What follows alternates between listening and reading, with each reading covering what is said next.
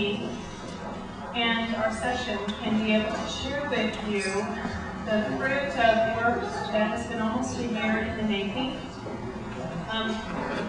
They will be telling you as we go along where some of the results that came in the exhibits that you may have seen either in the mail or you may be holding in your hand. We did a limited number of copies of the strategic plan and its exhibits, so if you would like to have copies and you don't have one, would you raise your hand and we'll make them even as we speak. Okay, we do have a few more, so if you need one, right, just over here.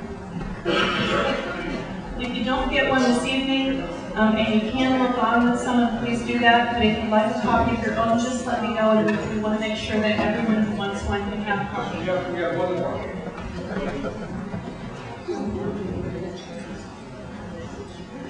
I'm going to start us off tonight just with a scripture lesson and a prayer. The scripture lesson takes place when Jesus is walking from Jericho to Jerusalem, so this is very appropriate. I imagine this might be a few days before Holy Week, which is exactly where we are. If you were looking at a map, you would see that Jericho would be between the lands of Galilee and Nazareth before you get to Jerusalem. So Jesus faces long turn towards Jerusalem, and as he walks there, this story happens. And they came to Jericho, and as he was leaving Jericho with his disciples and a great multitude, Bartimaeus, a blind beggar, the son of Timaeus, was sitting by the roadside.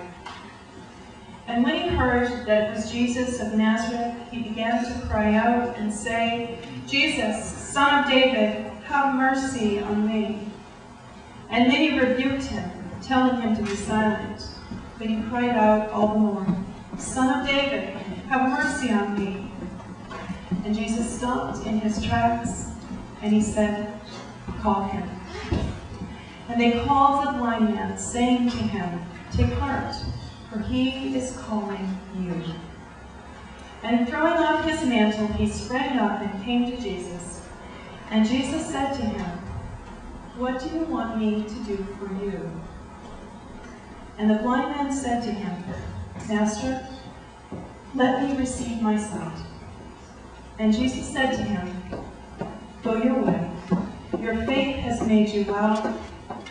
And immediately he received his sight and followed Jesus on the way. Now you may not know that before Christians were called Christians, they were called people of the way. They were called people of the way because they were people who followed in the way of Jesus. So Bartimaeus is on the side of the road, suffering, not being able to see. And at first he cried out, and the people who heard him cried out were certain that the problems that he was having were not to be significant to the Master, and that the progress they were making down the way was more important than whatever Bartimaeus had to ask of Jesus. Jesus apparently didn't see it that way. He actually saw that the cry for help, the cry of need, was more significant than going in the direction at the pace that they were headed. But when Jesus stops, he invites Bartimaeus to come to him, to talk to him, and instead of looking at the blind man and assuming that he knew what Bartimaeus wanted, he asked if the man had a strategic plan. What is it that you want me to do for you? Among all the choices, all the ways that you might live in the world, what is it that you want me to do for you?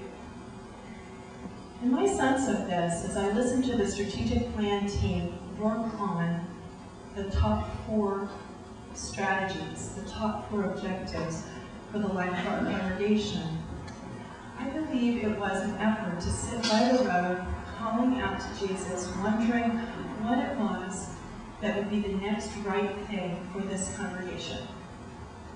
I think these 4 plans, these 4 strategies in this plan, are part of the sense of the leadership of this congregation, what might be the thing to ask Jesus to help with. see that. There are many, many directions we might go and a lot of things that we might work on. Like for Bartimaeus, he picked the simplest, maybe the most obvious, but it was where he needed to begin. And then this wonderful thing is said about him.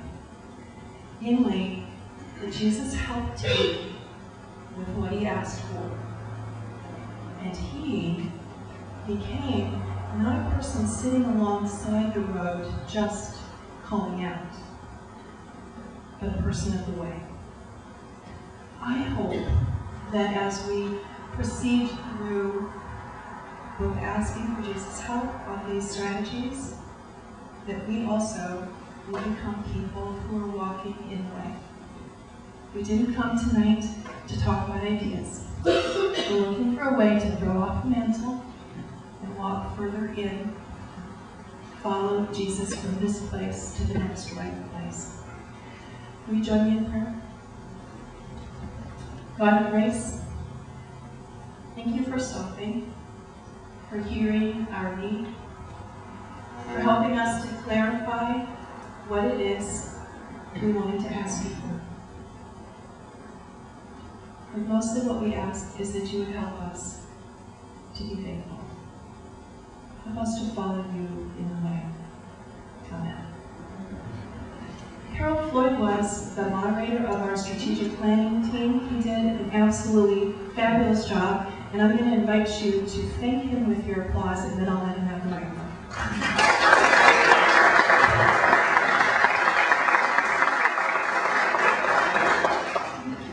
Thank you very much. It's a little bit early in what to thank me, and so I'm going to listen to you first. But our purpose tonight is to tell you about our journey as a strategic planning team.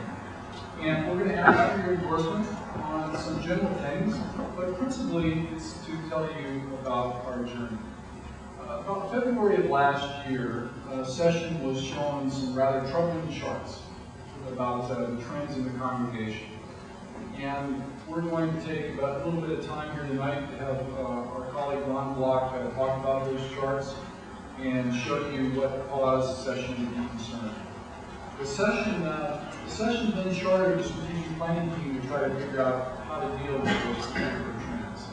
And I appreciate Susan's kind comments, but the truth of the matter is there was a lot of folks who really worked very, very hard on that. And I'd like to just ask my colleagues from the strategic planning team to stand up for just a moment, please. Now,